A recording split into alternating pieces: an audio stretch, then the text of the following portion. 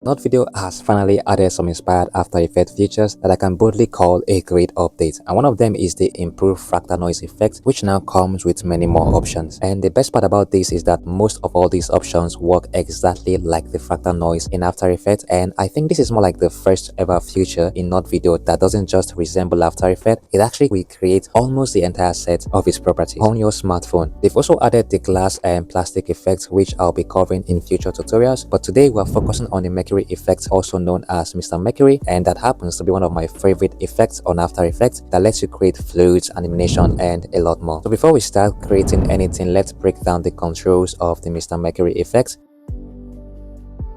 The radius X and Y and producer determines where the particles are generated and how large the emitting area is. Think of the emitter as the source of the effect, the point where every particle begins before moving in different directions.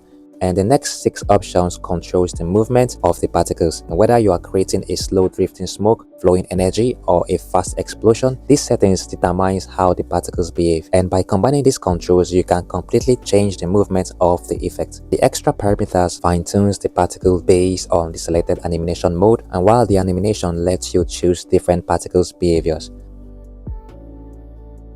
The next control has to do with the appearance that determines the shape and size of the particles, and by controlling how they blend together and how their size changes throughout the lifetime.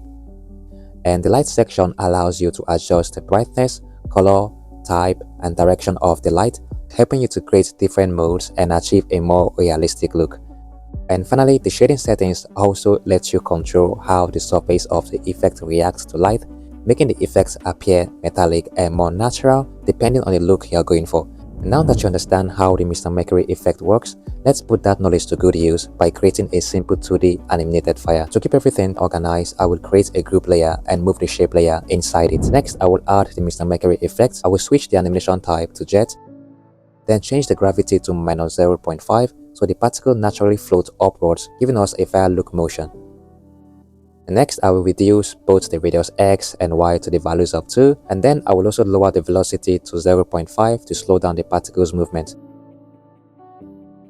Then I will reduce the blob depth size to 0.2 and increase the blob bed size to 0.7. Now this helps balance the effect, making the particle motion look more like a realistic flame. And next, I will open the light settings and set the light height to -100. I will also reduce both the diffuse and specular values to 0. And yep, now it looks kind of ugly, but I intentionally made the effect look this flat to achieve a clean 2D animation style. And now I will return to the shape layer and adjust its colors. And next, I will duplicate the layer and change its color to create the outer flame. I will also reduce the blob bed size to make this layer slightly smaller. And then I will duplicate it once more to create the flame core and reduce the layer size even further. Then make the color brighter.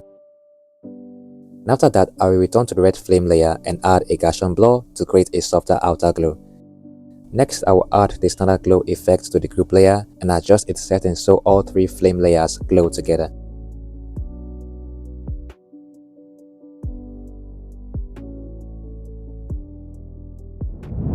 Finally, I will add a softer glow to blend the 3 layers into a single flame and create a smoother transition between the light sources. And with just these simple steps, we've created a convincing 2D flame effect with a nice sense of depth. So moving on, I will add a 3D camera and place the group layer inside it so I can freely move the flame around. To make the animation even more believable, I will create another group layer and place it behind the flame and add a shape layer inside it. Using the pen tool, I will draw a shape that resembles a piece of wood. Then adjust its color to give it a natural wooden appearance. Next, I will add another shape layer and draw a circle at the end. I will make the color lighter since the inside of the wood is usually brighter than the outside. I will also create another shape layer and use the pen tool to draw a few lines across the wood to create texture. And then I will change the fill to a stroke and adjust the stroke width so it fits the shape more naturally.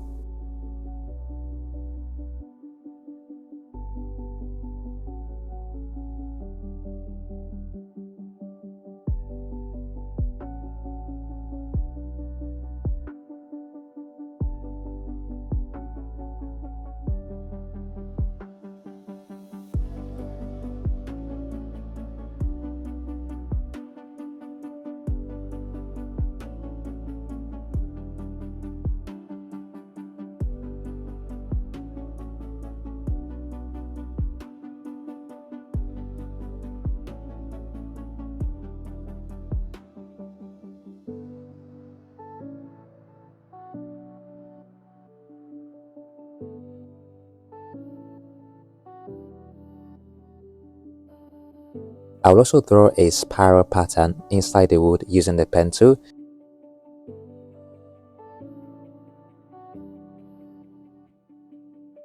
Then adjust its colors so it blends nicely with the rest of the log. Next, I will position the first wood underneath the flame.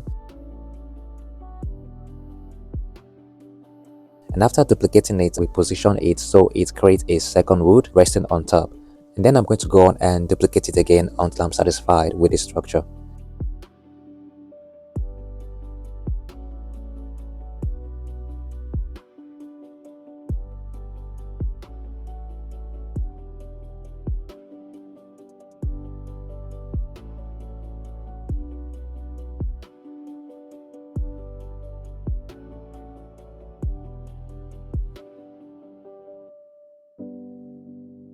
To finish the campfire, I would add another shape layer underneath the wood to create some simple shadows.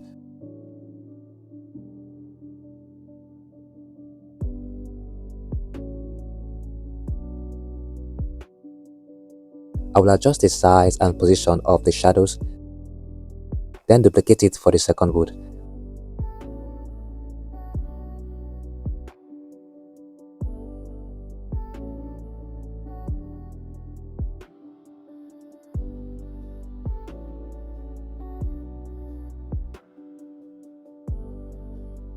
And with that, we've created a complete 2D animated campfire using nothing but Mercury effects and shape layers. To finish the scene, I will add a campsite background. I will reposition the elements and scale it until it fits the composition.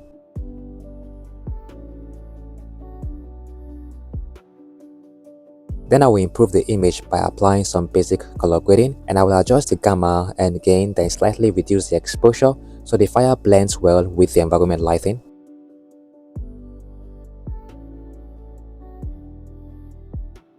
And with that, I hope you found this tutorial helpful, and if you did, drop a like and subscribe for more tutorials, and I will see you in the next one. Peace.